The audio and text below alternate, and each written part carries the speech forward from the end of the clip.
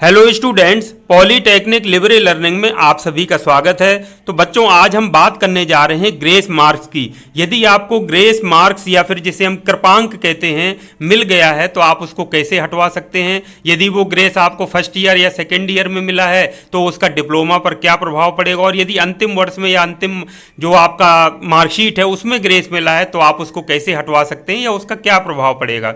इसके साथ ही यदि आप पुनर्मूल्यांकन या रीचेक जिसको कहते हैं उसके लिए अप्लाई करते हैं तो उससे क्या नंबर आपके कम भी हो सकते हैं, ये भी एक बहुत बड़ी जिज्ञासा होती है छात्रों के मन में। तो इन्हीं सब बातों पे आइए हम चर्चा कर लेते हैं। तो बच्चों, मैं आपको सबसे पहले जो बता दूं, जब ग्रेस मिलता है तो फर्स्ट ईयर और सेकेंड ईयर में मिले ग्रेस का आपके फाइनल डिप्लोमा मार्कशीट पर या डिप्लोमा सर्टिफिकेट पर कोई प्रभाव नहीं पड़ता है। क्योंकि बच्चों ये देखिए, जैसे एक स्टूडेंट का ये फाइनल मार्कशीट है तो इसमें देखिए फर्स्ट ईयर के कैरी ओवर के रूप में अंक लिखे रहते हैं 30%, इसी तरह से सेकेंड ईयर के 70% लिखे हुए हैं, लेकिन इसमें कहीं ये इंगित नहीं है कि आपको फर्स्ट ईयर या सेकेंड ईयर में ग्रेस मार्क्स दिए गए थे।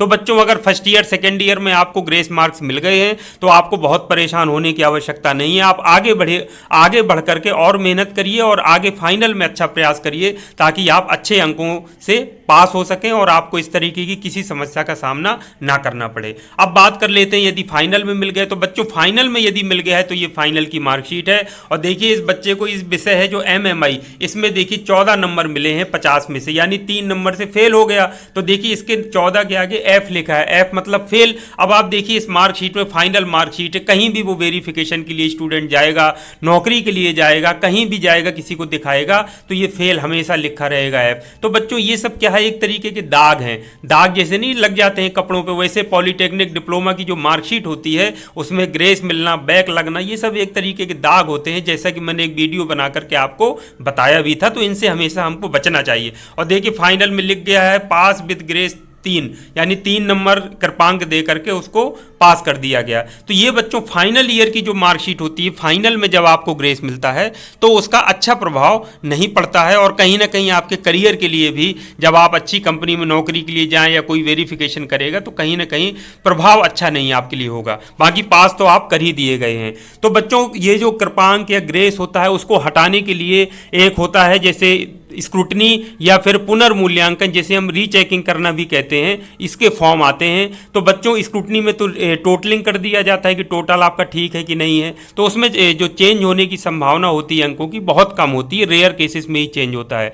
लेकिन जो पुनर्मूल्यांकन होता है उसका मतलब होता है किसी दूसरे टीचर से कॉपी को फिर से चेक कराना। तो बच्चों, जब दूसरा टीचर कॉपी को फिर से नए सिरे से चेक करता है तो नंबरों में कुछ ना कुछ कम ज़्यादा होना स्वाभाविक है, या तो कम हो जाएंगे जो मिले हैं या फिर उससे ज़्यादा हो जाएंगे। तो बच्चों, ये पुनर्मूल्यांकन के लिए आपको तभी अप्लाई करना चाहिए जब आपको पूरा कॉन्फिडेंस हो कि आपका पेपर बहुत ही अच्छा गया था, आपके नंबर अच्छे आने ही चाहिए, आपने सब कुछ लिखा था, सही तरीके से लिखा था, आपको इतने कम नंबर जो दिए गए हैं वो गलत हैं, तब आप अप्लाई करेंगे दोबारा पुनर्मूल्यांकन के लिए। तो निश्चित तौर से जब दूसरा टीचर भी उसको चेक करेगा तो वो आपको अच्छे नंबर ही देगा। तो बच्चों, जब यदि फर्स्ट ईयर सेकेंड ईयर में यदि आपका ग्रेस है तो ग्रेस को लेकर के बढ़वाने के चक्कर में पुनर्मूल्यांकन पे मेरे हिसाब से आप ना जाएं तो अच्छा है, जब तक कि आपको कोई विशेष बहुत ज़्यादा कॉन्फिडेंस ना हो कि आपके चेंज हो जाएंगे। क्योंकि यदि आपके कम हो गए तो हो सकता है आपका ग्रेस मार्क्स भी हट जाए और फिर आपको बैक पेपर देना पड़े, जो कि आपके लिए एक और बर्डन हो जाएगा।